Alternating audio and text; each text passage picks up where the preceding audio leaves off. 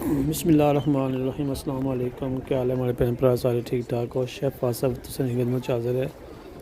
मस्जिद नबी मदीना शरीफ तो एक निक्की जी व्लॉग बनाया हुआ समझता है सस्ती शॉपिंग तुसां कुत्थों करी सकने जिल्लै तुसां निकलने हो ना डोर नंबर 333 विच बाड़ ते इधरों गड्डी चली है किंग फाद रोड जेह्ड़ा ना इस रोड पर चो मस्जिद नबी तो तकरीबन 5 मिनट की वॉक पर आ जाएगा। डोर नंबर 333 330 333 331 32 नंबर भी डोर नंबर है उस गली में जानी है। इतना तकरीबन इस गली में सस्ती शॉपिंग भी हो जानी है, सस्ते होटल नहीं थे रिहायश वाले भी, खाने पीने वाले भी, तो समान भी इस पास थोड़ा सस्ता पिछले बंदे घर तो खुश पे खन्ने ना अच्छी रीजनेबल इतना सस्ता भी नहीं होना पर रीजनेबल प्राइस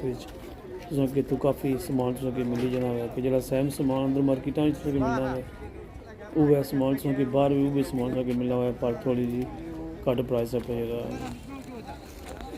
तो कोशिश करो इन्होंने बंद को शॉपिंग करने नहीं लेकिन इन्हें प्राइस माशाल्लाह जायज़ प्राइस होनी नहीं दुकान वाले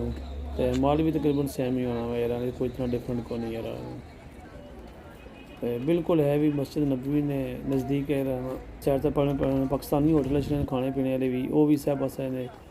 बाब फाद रोड पे किंग फाद रोड पे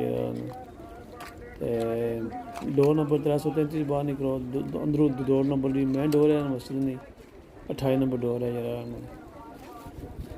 इतों बाहर निकलो ना सीधा सा गली इतने खजूरा भी सुन लगी जैसा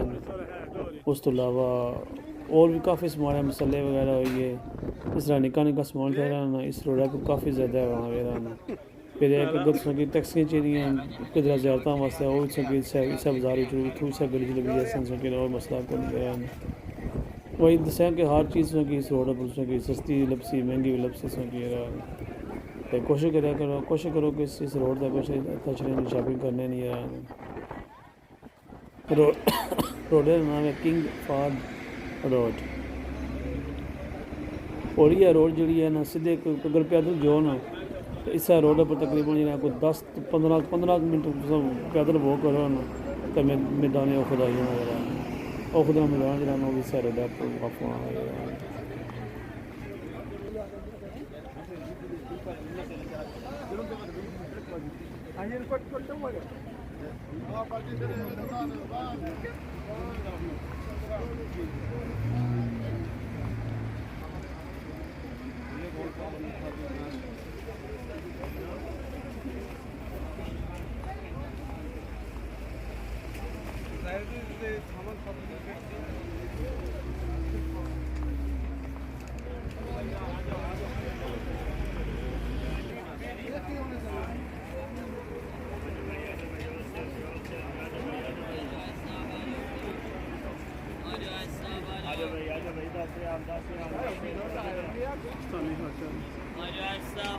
पाकिस्तानी ऑर्डर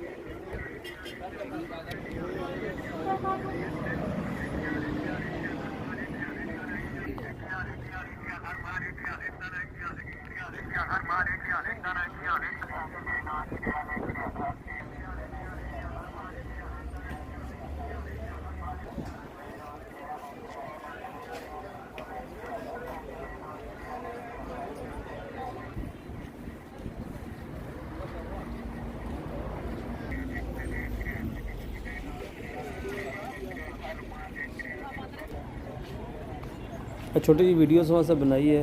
उम्मीद है कि तुसें वीडियो पसंद आई होसी या पसंद ऐसी की तो दुआं च याद रखे इंशाल्लाह फिर मुलाकात होसी किसी और वीडियो मिलने वाला कि हमारी आखिरी लास्ट वीडियो है इतना नहीं जरा क्योंकि मैं हूँ कल भी आज मैं पाकिस्तान जाना है तो शायद टाइम ना होया ते मजीद वीडियो बनाने सो अल्लाह हाफिज़।